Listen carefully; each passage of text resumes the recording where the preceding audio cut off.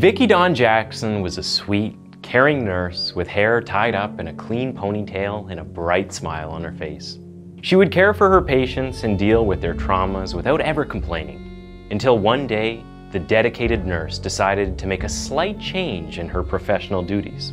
Vickie filled a syringe with mivacurium chloride and killed her first patient on the night of December 11th, 2000. What happened to her sweet nature is still a mystery to this day.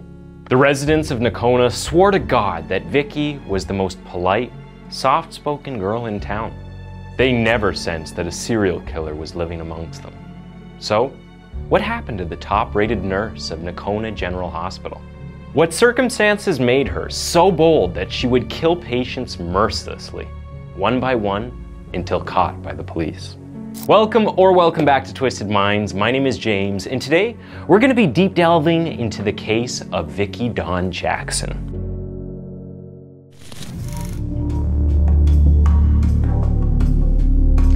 Vickie had been a nurse's aide since junior high school.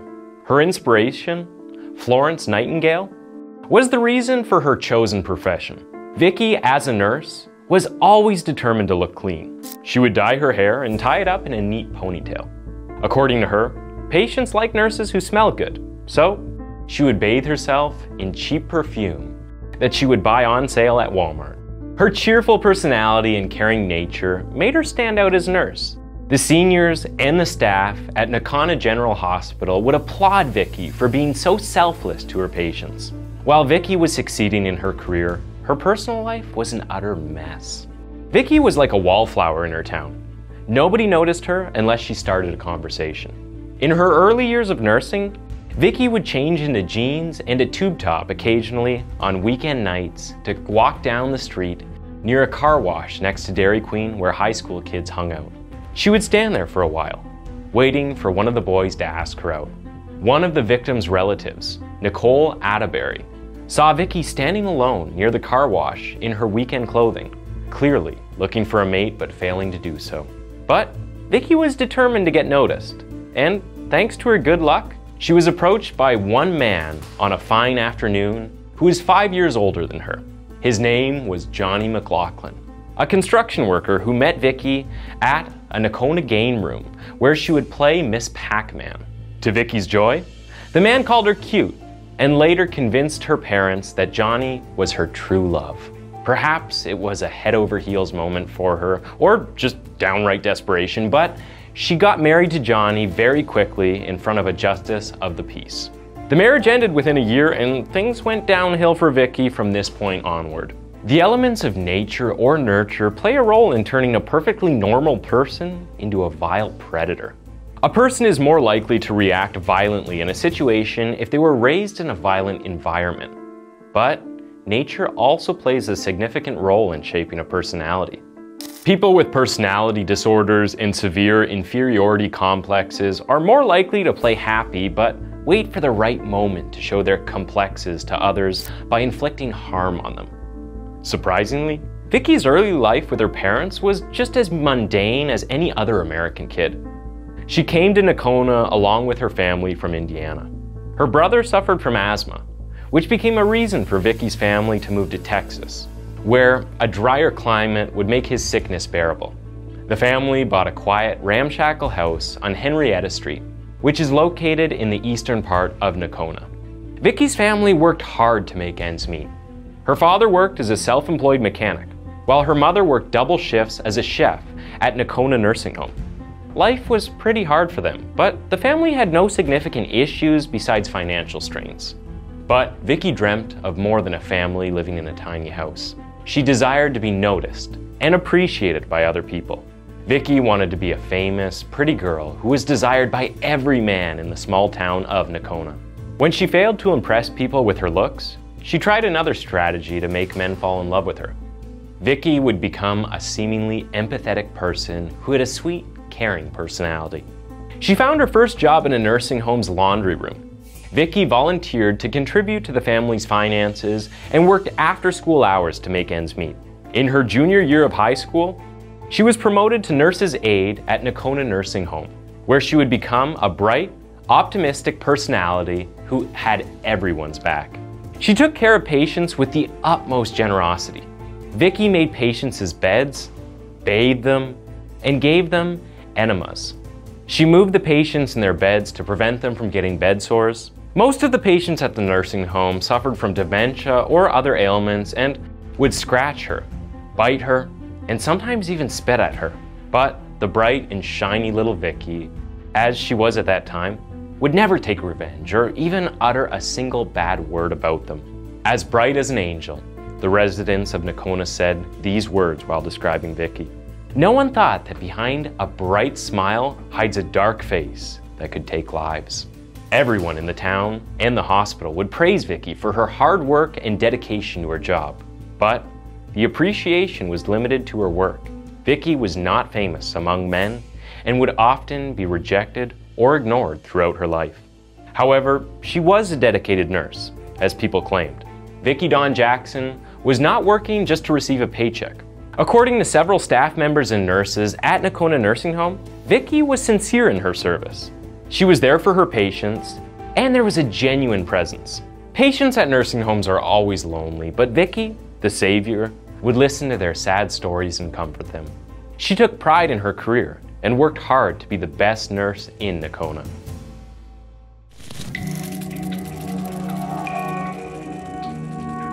The savior soon turned into Satan. Vickie's career was flourishing, but her happiness was declining with all of her failed marriages.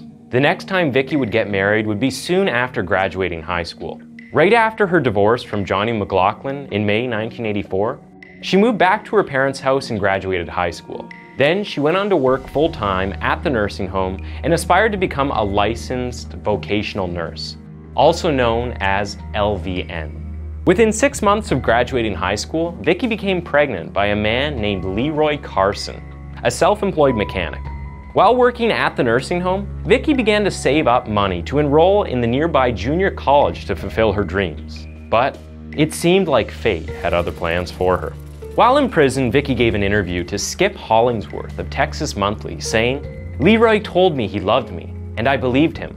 While saying these words, Hollingsworth wrote that Vickie's face turned red, and her expression portrayed the feeling of betrayal. The divorce happened several years ago, but she still remembered every word that her ex-husband said to her, and still felt betrayed by him. Vickie gave birth to her son Curtin, and soon after got pregnant again and gave birth to her daughter Jennifer in 1986. She returned to her nursing duties a year after giving birth to her children. While Leroy was least bothered about his profession and raising a family, Vickie cleaned the house, went to college, and worked night shifts at the nursing home. It was evident that Leroy was not ready to save the marriage or be responsible for his kids yet, so their children would live at Vickie's parents' house right across the street. Things were still going downhill for Vickie. Her parents could no longer take care of her children because Vickie's grandfather was dying, so they had to move back to Indiana to take care of him. So Vickie Dawn Jackson was all by herself, making ends meet for herself and her children, doing all this while taking care of her education. Leroy was still an unbothered husband and a father, but Vickie, by turning a blind eye to all of this, was still adamant about making her marriage work.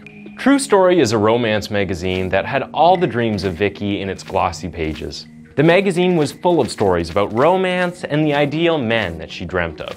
Vickie was a hopeless romantic who desired a man to be smitten to her so she could live with him happily ever after in a beautiful house with a white picket fence. While working night shifts in Nocona Nursing Home in 1989, after becoming an LVN, Jackson would read her dreamy and romantic stories to some of her female patients. She wanted her life to be like something out of True Story magazine and decided to groom herself to make her husband Leroy fall for her all over again. So one fine day, she went to Country Cuts to get her hair done and later went to Glamour Shots, driving 48 miles to get her photo shoot done to impress her husband. She wore large, chunky earrings with fake gemstones stuck on them in a shiny gold jacket. The photo shoot was a massive failure. Leroy called her a stupid, boring nurse and told her that if she hadn't gotten pregnant, he would have never married her. Later in their marriage, the couple would argue and fight all the time. And Vickie would sometimes hit her children to take out her anger after fighting with her husband. In 1994, Leroy moved out of the house and Vickie's dreams of a Prince Charming were shattered 2 years later when the couple divorced. Surprisingly, Vickie did not give up on her love life yet. From now, we see a pattern of people-pleasing and the desire for approval from the opposite sex in Vickie's habits. She was so desperate to attract a man that she would carry dumbbells in her hand on the way to the nursing home to lose weight, so that someone would find her attractive. There was no stopping Vickie. But the problem was the men of Nocona, who never noticed her presence. Once again, like the old high school Vickie, she would dress up in her weekend clothes, find a babysitter for her kids, and go for a manhunt at the country music nightclub. Fast forward a few years, Lisa Pelkey, a victim of Vickie, saved by the doctors from her attack, was one of the most talked about women at Nocona. She was the star of the country music dance hall, most likely because of the tight black dress she would wear with a zipper all the way down the front. "I don't remember ever seeing her," said Pelkey when the interviewer asked her if she recognized Vickie at the hospital. The victim burst into tears. She did not look familiar, not even a bit. Lisa was the girl who could get any guy she wanted. Maybe that is why Vickie took her anger out on the poor girl. Perhaps Vickie wanted to live Lisa's life, or maybe Lisa got a man that Vickie had her eyes on. But why the attack actually occurred is still a mystery to this day. However, the victim left her past in the past. Lisa decided to quit drinking and partying and joined the church to thank God for saving her life from the evil Vickie.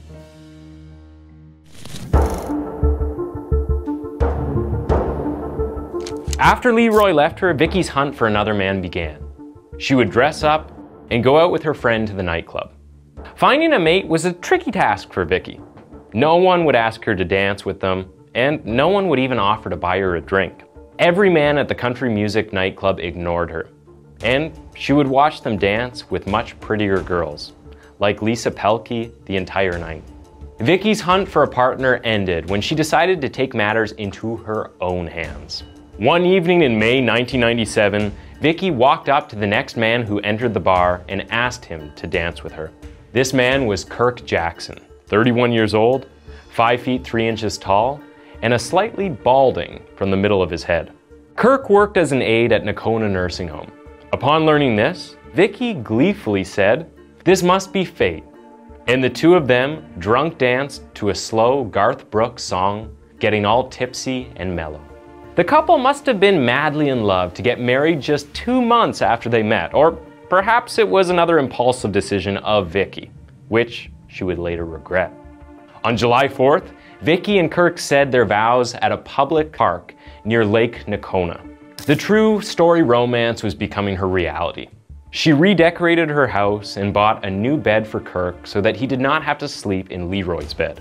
Vickie also purchased a new addition to her family, a Chihuahua puppy, and jokingly named him Killer because he was too tiny. Fate was in favor for this couple. Kirk got a night shift job at Nocona General Hospital as a nurse's aide. Later, Vickie joined her dear husband as an LVN to work night shifts. Her goal was to work hard enough to become a registered nurse, make enough money to buy a house with a picket fence. It's hard to imagine that killing the patients would soon join her to-do list. Vickie was genuinely happy in her marriage. She would do her hair and makeup, wear a clean nurse's uniform, and work hard for her family. Her daughter Jennifer recalled in an interview, "She was so full of optimism. She would get ready to go to work and used to say optimistic phrases from one of her self-help books. 'This is going to be a good day. We are all going to have a good day, I promise,' Vickie would say to her kids." But Vickie's lousy luck ruined her marriage once again. Kirk had never been married before Vickie, and he was not ready to give up his bachelor life quite yet. Despite Vickie begging Kirk to slow down on drinking and partying at her house because the kids had trouble sleeping, he would continue to do so until her kids got fed up and left the place to live with their father, Leroy. Vickie lost both of her children because of Kirk and would later lose her money to Leroy, who demanded financial support from the children's mother. Upon court order, Vickie had to pay child support to her ex-husband. Fate decided that it was not enough of a burden on Vickie's shoulders. Kirk was now flirting with pretty nurses and having an affair. Vickie was severely depressed and getting professional help for her declining mental health from a counselor in the nearby town of Bowie before going to work. She was still trying hard to get her life together. Her visits to the counselor became regular, and she would sometimes wear her nurse's uniform just in case the session ran a bit longer. According to her counselor, Vickie said that she was severely depressed and felt rejected and unloved. She would talk for hours about her depression and how she did not feel loved by her husband. Unfortunately, it seems that discussing her problem further amplified the pain rather than soothing it, and that Vickie Dawn Jackson would begin the unthinkable.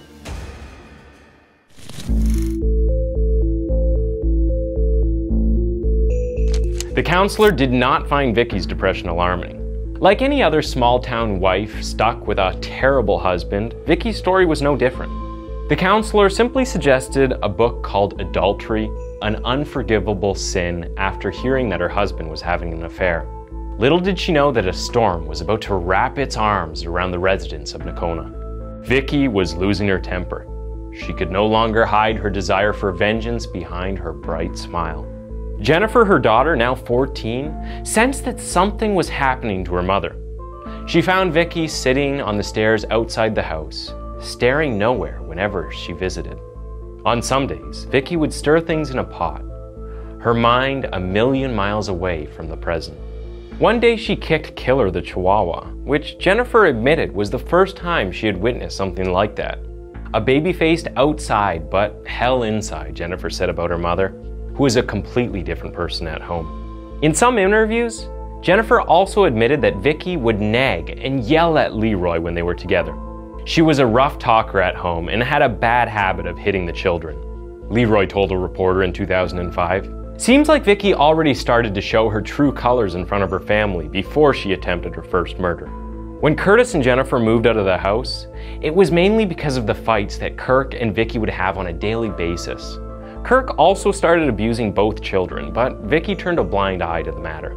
Then came the weekend when things absolutely changed for Jennifer. The image of her mother was entirely destroyed by a single sentence. Vickie told her daughter that she was bipolar. "What does it mean?" asked Jennifer.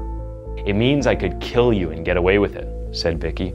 The intensity of the horrific words and Vickie's empty eyes scared Jennifer to the point that she limited her visits to her mother's house.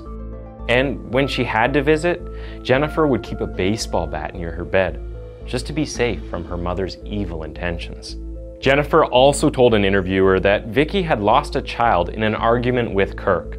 The couple would argue and fight every day, and it was a rough year for Vickie.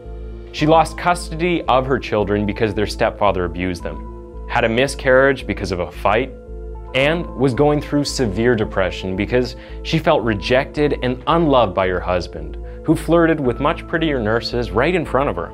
Maybe Vickie started to detest people because of her failed marriage and broken family.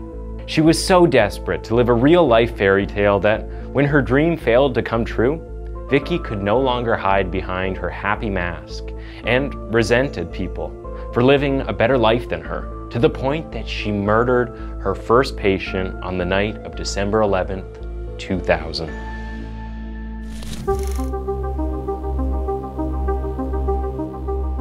Vickie filled a syringe with mivacurium chloride and walked into the room of Donnie Jennings, a 100-year-old woman who was the matriarch of one of Nocona's pioneer families. Donnie was one of those old demanding patients who threw tantrums and insulted nurses over trivial things. She would complain a lot. She used to spit and hit nurses if she didn't get what she wanted. If it had been the old Vickie, Donnie would find a caring, selfless nurse who never badmouthed a patient. But this time, it was Vickie, the angel of death. Mivacurium chloride, also known as mivacurium, is a drug used by doctors to paralyze a patient's respiratory system so that an oxygen tube can be inserted into the trachea. After the oxygen supply reaches the respiratory system, mivacurium chloride will quickly wear off. But a high dosage of the drug without oxygen supply can prove to be deadly. Some investigations say that Vickie probably used Donnie Jennings' IV to inject mivacurium chloride. The drug ran through her veins, and within seconds, Donnie had trouble breathing. Soon after, she started making horse-like sounds and turned blue, while white foam came out of her mouth. The victim tried to scream for help, but her congested respiratory system would only make small noises that no one on the night shift could possibly hear. Because of Donnie's age, no one noticed that she suffocated to death, despite her vital signs being completely normal an hour before she was last checked. Vickie stood at the nurse's station and said that she knew the family and would call and inform them. Donnie's daughter was in shock. "But my mother smiled at me. I saw her. She was completely fine," said her daughter on the phone with Vickie. "Oh, Juvine, I can personally feel your loss. You don't know how sorry I am for you," replied Vickie in her sugary, buttery voice. For Vickie, this might have been a first and the last time she would kill someone. Maybe at that point, she truly resented the patient and only killed for revenge. But soon after Donnie's body was wheeled out of the hospital, a sudden adrenaline rush went through Vickie's body. She liked the feeling of having power over fragile human beings. Never in her life had she had such control over anyone else's. Vickie was always the one giving herself away to men, who threw her away like she was garbage. The feeling of exercising power over the weak was new to her, and she wanted to kill once more to enjoy it. Just one more, and this would end. But, like any addiction, Vickie would take one life after another until caught by the police.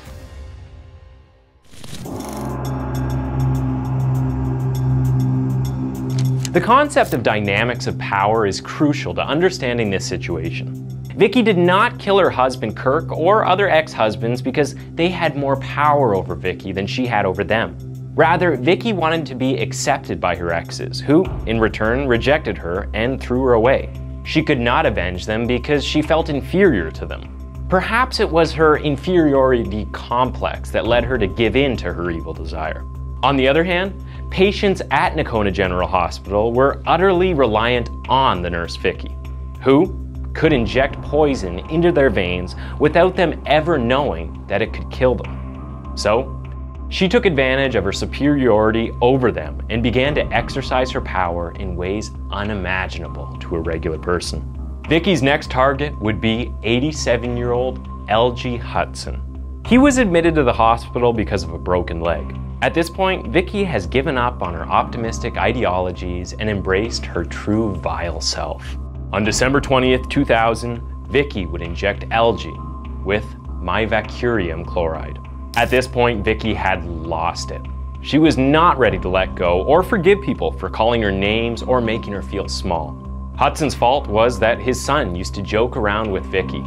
He was an EMT at Nocona General and worked part-time as a minister at a nearby church. Hudson's son would sometimes jokingly tell Vickie all of her problems would be solved if she was born again. But this was not a joke to Vickie, and she communicated this by killing the EMT's father. In less than 20 minutes, she filled a syringe once again with the drug, this time to kill Sanford Mitchell, who was a 62-year-old working man in an electrical company. Mitchell was admitted to the hospital for cirrhosis. Vickie injected Sanford and returned to Hudson's room, where nurses were gathered around his bed, trying frantically to revive him. "Y'all, someone needs to check Sanford Mitchell. He is slumped over," said Vickie in her devilishly calm voice. Vickie had killed 2 people for revenge. She took Sanford's life because he would stare at her breasts and call her Nurse Tits.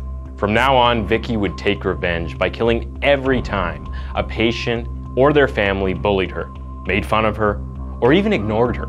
Attendants who did not acknowledge her presence would get the same treatment. Vickie wanted to be appreciated for being a good nurse. She needed everyone to give her all the attention. She wanted to be the star of Nocona. Maybe that was why she killed many patients, so that more people would know her.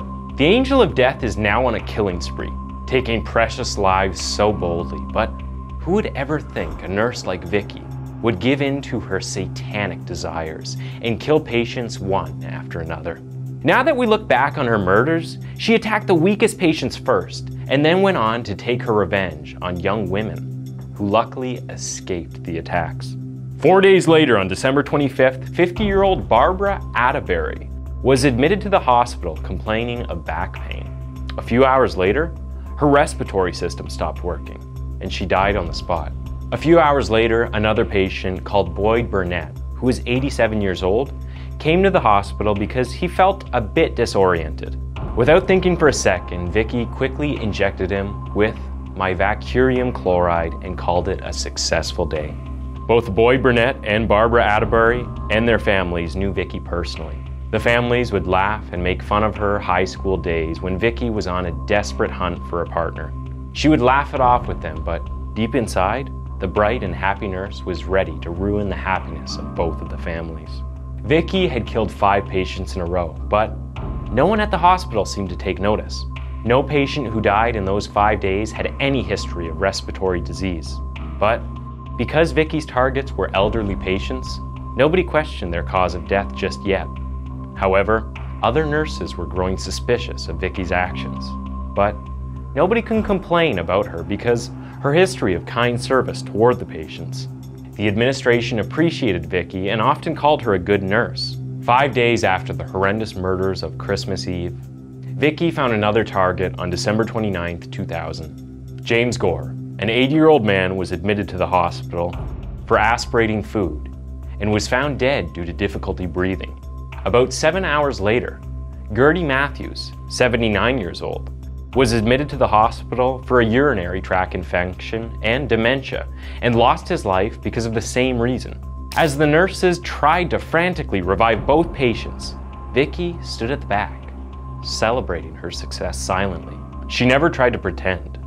Vickie was leaving clear hints to the staff of Nocona General Hospital, but no one was ready to take notice of her horrendous actions. December was deadly for Nocona residents. How could staff possibly not notice the bizarre death of patients who had never had any symptoms of respiratory illness? The team initially ignored the pattern of deaths and claimed that elderly patients frequently die in winter. One physician at the hospital, Dr. Chance Dingler, and the chief of staff, Dr. Len Dingler, contended that they assumed that Nocona General Hospital was under a spell of bad luck. In a civil deposition, Nocona General Hospital CEO Charles Norris claimed that he did not notice anything abnormal in the deaths, as all the patients were elderly and he thought it was just plain bad luck. Surprisingly enough, the seniors at the hospital were still clueless about the deaths. Or maybe they were trying to avoid an investigation in the hospital to keep their reputation intact.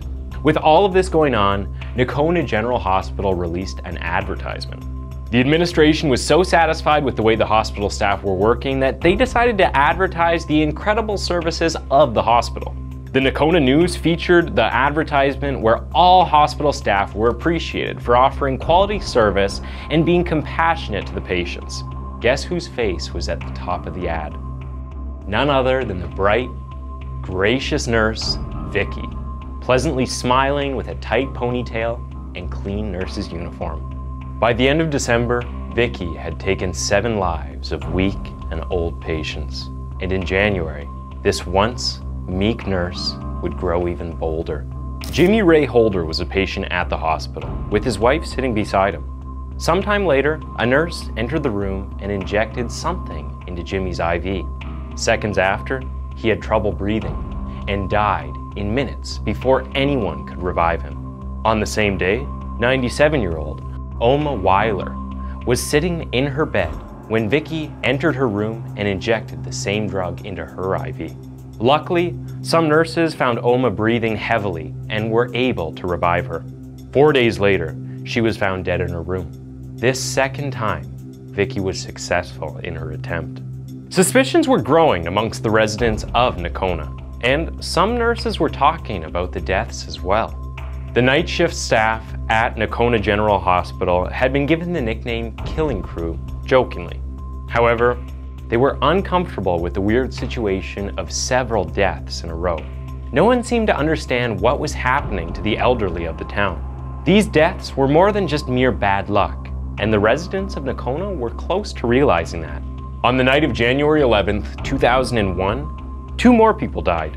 82-year-old J.T. Nichols, who was a retired machinist, was found dead by a nurse. At the same time, another nurse found John Williams dead in his bed. a 78-year-old former oil man, who was admitted to the hospital because of a sore on his foot. When Williams' family came running upon hearing the bad news about their father, Vickie stood at the entrance of the hospital to console her once crush, Pat, who happened to be Williams' son. Pat and his brothers ignored Vickie just like everyone else, but Vickie used to be smitten by his looks and charm. She consoled him and said, "Pat, I am so sorry for your loss. I know what this must feel like." She told him how she let William smoke a cigarette earlier that day, and that William had told her that he had lived a good life and he was ready to meet God. But he was not even that sick. Why would he say that? Thought Pat that night. Vickie decided it was not enough revenge on Pat, so she took him and his brother to their father's room, a scene that no sane adult would want to witness. William lay on the bed with his eyes sunk in his cheeks, his mouth open like he had been screaming. He looked like an evil spirit from a horror movie.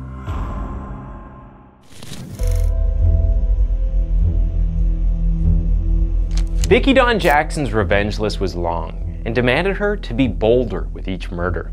The town residents of Nocona were concerned about so many deaths in less than 2 months. With the rising number of deaths, the editor at the Nocona News told his wife that he had never run so many obituaries in his life before. The editor, Tracy Messler, had to run 5 to 6 obituaries per week instead of the usual 3 or 4. The town's flower shop was doing near record-breaking business, selling flowers to the mourners and their families. The business of dying was flourishing at Nocona. Even the directors of funeral homes were thinking of buying new hearses because of a sudden rise in mortalities. Nocona, Texas, has a population of nearly 3,000 residents. The town is a peaceful place to live, and the people are friendly to each other. All of the neighbors interact with a smile on their face, and the residents have a strong belief system. Most of them would meet at their favorite spot, the Dairy Queen, to eat and gossip about other townsfolk. And the place would be the first to spread the town's most recent talk. According to the residents, Nocona was a fine community to raise a family. Some families raised children to be strong individuals, the go big or go home kind of kids who were encouraged to study and work hard to achieve their dreams. Vickie came along and turned it into a graveyard. The rise in death rates was the talk of the city in Nocona. No one had any idea what was happening to the patients, but soon they realized the obvious. Even the Dairy Queen was selling a record-breaking amount of paper cups and plates for funerals. The owners were concerned the town would run out of paper products if the death rates continued at this rate. Vickie has now lost all her humanity. On January 30th, she targets her first young patient, Lydia. The 14-year-old was admitted to the hospital for appendicitis and was soon to go home when Vickie walked into her room and injected her with mivacurium chloride into her IV. "It was just a pain reliever," said Vickie, and immediately walked out of the room. Almost a minute later, Lydia complained to her mother of having difficulty breathing, began scratching her throat and making horse-like noises. Her mother screamed for help, and fortunately, a doctor walking down the corridor came in to help and rushed into the room with other nurses to revive Lydia. While Lydia was saved, Vickie soon hunts down another elderly target, an 82-year-old former rancher named Orville Moore. The very next day, Vickie injects mivacurium chloride into Donna Kernett, a 46-year-old woman moments before the 7 a.m. shift. However, Donna was able to reach her nurse's phone and call for help. As the doctors and nurses ran down the hall to save Donna, another nurse shouted at a patient that was experiencing respiratory arrest. The patient was famous Lisa Pelkey of the country music dance hall, who could attract every guy that Vickie laid eyes on. Doctors managed to intubate Lisa in time, but failed to resuscitate Donna Kernett. All hell was breaking loose, and the hospital was in chaotic confusion. 4 cases of respiratory arrest in 48 hours? What was happening to these patients? Who was behind all these deaths? While the staff was suspecting big trouble, a technician from the pharmacy confirmed all their doubts. Vials of mivacurium chloride were missing from the crash cart, he told the chief. Call it mismanagement or failure to trust the evidence, the administration at Nocona General Hospital did not take any action against Vickie, despite so much proof of her being a murder suspect. The staff even threw a birthday party for Vickie and thanked her for her service to the hospital. Vickie was over the moon that day. With all of the mess going on in the hospital, while officials decided whether to take action against Vickie or wait for solid evidence, Vickie got a chance of a lifetime to take revenge on Kirk. Kirk's grandfather, E.E. Jackson, aka Preacher Jackson, was admitted to the hospital for cellulitis and mild fever. Vickie took the chance to avenge her husband by murdering his grandfather with the same deadly drug. She walked up to the nurse's counter slowly, with a mourning face, and announced the death of Preacher Jackson. Then went after Kirk, who went outside weeping. 2 days after the incident, the administrators of the hospital finally decided to involve the police in this matter. The CEO of the hospital, Charles Norris, met the police chief of Nocona, Kent Holcomb, to discuss the deaths caused by respiratory arrest and the disappearance of mivacurium chloride from the hospital's pharmacy. The CEO talked about his suspicions toward Vickie, who was always present during the deaths, often the one announcing a patient's inability to breathe, and always the last nurse to check on a patient before they died from a respiratory arrest.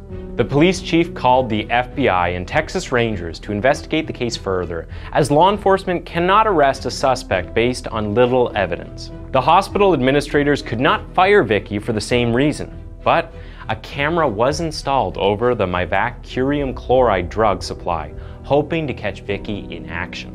Despite the suspicions, things at the hospital remained the same for Vickie. The chief asked the hospital administration to keep the investigation a secret until the murderer was caught.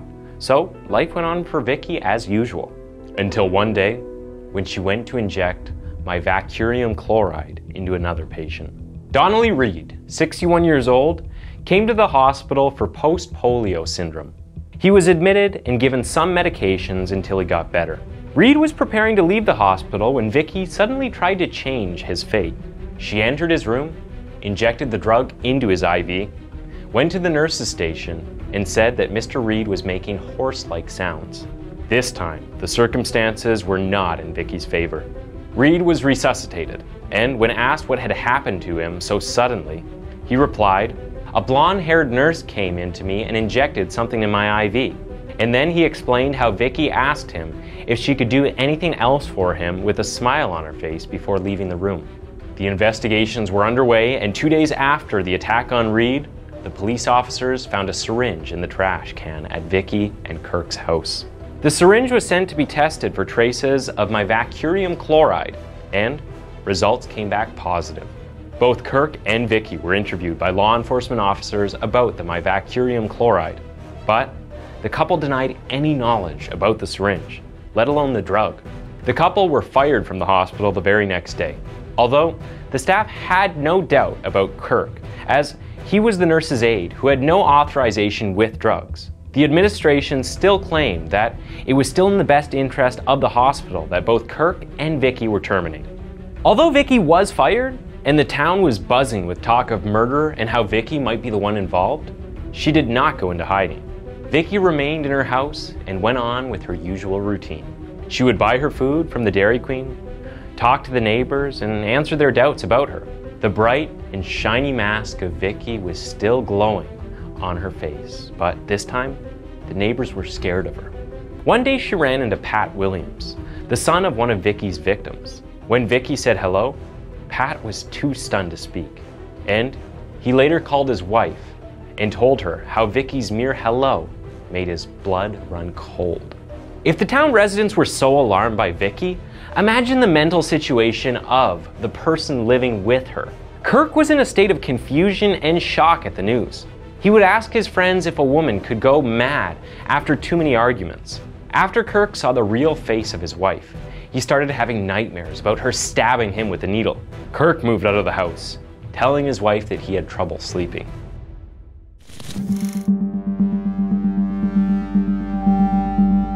Vickie was moving on from Kirk, spending weekend nights dancing with men and having the time of her life. The townspeople and the men at the country music nightclub were all giving her the attention that Vickie never got before. Some of the men at the club even asked her to dance with them. And that was not because Vickie got prettier, but because now she was the talk of the town. Maybe the guys wanted to boast about their bravery, that they had danced with a suspected serial killer. Despite all the negative attention that Vickie was receiving, her narcissistic self was enjoying it to the fullest. She had never been this happy in her life. However, the happiness would be short-lived because law enforcement was in action, digging for evidence against the angel of death. Months after the last murder, Vickie was acting like her past self, being all charming and nice. She got a job at a nursing home in Gainesville, which is on the east side of Nocona. The administration of the nursing home clearly did not check references because Vickie convinced them that she loved working with older people. However, she was fired for stealing medications from the pharmacy a few weeks later. Later in July 2002, Vickie was arrested at a grocery store in Bowie, where she found a job in the deli department. The deli manager was shocked to hear about the charges against Vickie. "I swear to you, she was a nice girl who liked telling funny stories." Vickie was taken to Montague County Jail, where she would spend a few days before her hearing. When the police went around the town to talk to the people about Vickie and whether they knew if something was up, all of them swore that she was the brightest of the nurses and the kindest of human beings. But after all the evidence against her, the stories of the townspeople sounded like a fairy tale, which was too good to be true. The charges against Vickie had to be proven before the arrest took place. Investigators went around the town of Nocona to get permission from the victims' families to exhume their bodies. Autopsies of the dead had to be done to prove that Vickie was the murderer. Most of the victims' families were outraged at the request. They hired lawyers to sue the hospital for its ignorant and irresponsible attitude toward the patients. Some of them even went to fight the CEO of Nocona General Hospital for showing negligence and not acting soon enough to save the victims. "You let that crazy nurse run around the hospital and you didn't do anything to stop her," said one of the victim's sons in a fist fight with the chief of the hospital. Many family members of the victims cursed the hospital's administration and would fight with the chief or the CEO for not taking the matter seriously, giving Vickie the freedom to kill anyone she wanted.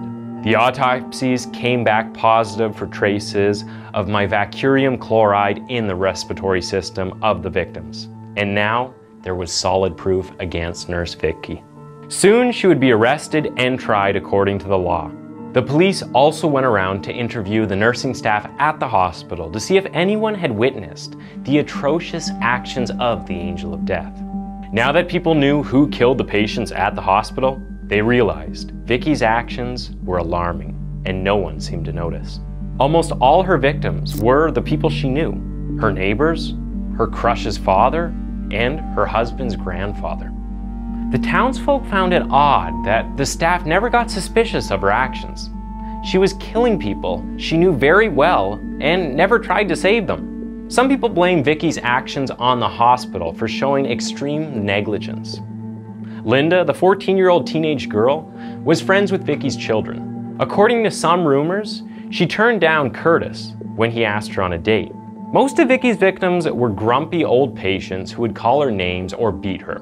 Now that the staff knew about Vickie's murders, they started to connect the dots. Every time a patient threw a tantrum, Vickie would stare at them with her empty eyes, saying, "I will take care of them." And afterward, the patient would be found dead or complaining about difficulty in breathing. Almost all of them were killed for revenge for bullying her. The patient's attendants, who called Vickie names, later found their loved ones had died. If the nurses had been more observant about Vickie's relationship with most of her patients in the months of January and December, they would have known way before about the real culprit. The hospital administration was inexplicably ignorant of the obvious patients who died, one after another. All suffered respiratory arrest. Every time Vickie announced the deaths, her voice was always cool as a cucumber. Instead of calling from the nurse's phone in the room, she would slowly walk up to the nurse's station to tell the staff about the patient's respiratory arrest. And never, in her murders, did she indicate empathy toward the patient. Vickie Dawn would stand at the back of the room, witnessing all the chaos, but not helping or even pretending to help the doctors. She really wanted all of them dead and did not hesitate to show her true colors to the world. But, unluckily, the world was too blind to see the real Vickie at the time. One nurse at Nocona General Hospital found Vickie suspicious. She found it odd that Vickie would come up to the nurse's station and randomly talk about a patient's trouble breathing. The nurse felt that Vickie would look up to rude patients with eyes as hollow as a killer. And sometimes after, the patient would be found dead. But she had no reason to complain about Vickie, and why would she do that? After all, she was the top-rated nurse at the hospital, who never got a complaint from any patient or staff member in her years of service. But now that Vickie had been arrested, there was no room for argument anymore. The people of Nocona wanted to know the whole story behind the murders. They wanted to hear Vickie's side of the story. How did a meek, mild-mannered nurse turn into a violent creature? Unfortunately, the townspeople had to wait almost 6 years to hear her story. After an endless series of delays in court hearings, the residents of Nocona finally traveled all the way to West Texas City, where the trial took place. To everyone's surprise, Vickie stood trial before the judge and quietly told him that she pleaded no contest. And this was the end of it. Vickie's intentions behind the murder remain a mystery to this day. When a defendant pleads no contest, it means that they accept convictions but do not admit guilt. The state has to prove its case against the defendant in such scenarios. Vickie told the world that she was not guilty of those murders, but she accepted the punishment according to the law. Because the prosecutors did not ask for the death penalty, the judge sentenced her to life in prison for capital murder charges. However, her case remained on hold for a very long time. The appeals court considered whether she could go to another trial because of the previous mistrial when Vickie pleaded no contest. Her attorney said that Jackson maintains her innocence. The killer also claimed that she heard voices in prison. But later the psychiatrists concluded that she was sane and competent for trial. Vickie is now living her life in jail because the murder charges against her were proven by the state.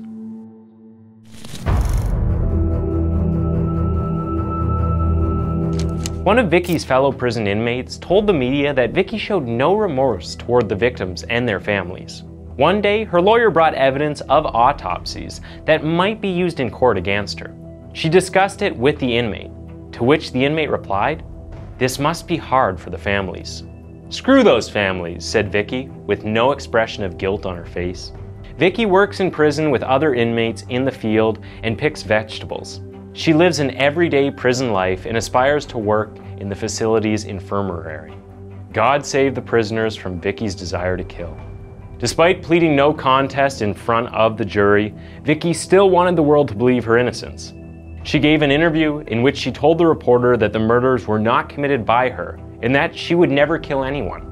And later, the criminal wanted people to think that her mind was not stable at the time of the murders.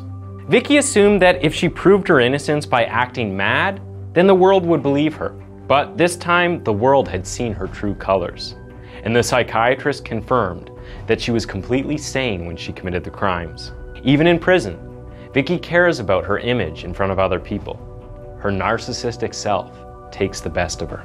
In the same interview with Texas Monthly, Vickie told the interviewer that just because she had pleaded no contest does not mean that she is guilty. Her lawyer said the same thing to the press while talking about Vickie's life sentence ordered by the court. Townspeople of Nocona were baffled by this statement. The Dairy Queen would buzz with the question, what does it even mean? If Vickie was not guilty of the murders, then why did she accept the punishment for the crime that she had not done? People thought that Vickie was out of her mind and that she would be sent to a mental health institution instead of prison. But what do you think about this way? Vickie did not plead guilty because maybe she felt no remorse for the crime she committed? Perhaps Vickie's heart is now at peace in prison, knowing that she had not missed a single opportunity to take revenge on people she hated the most? Thanks for tuning into Twisted Minds. That was the case of Vickie Dawn Jackson, and why don't you go ahead and click on one of the 2 videos on your screen for another one of our videos.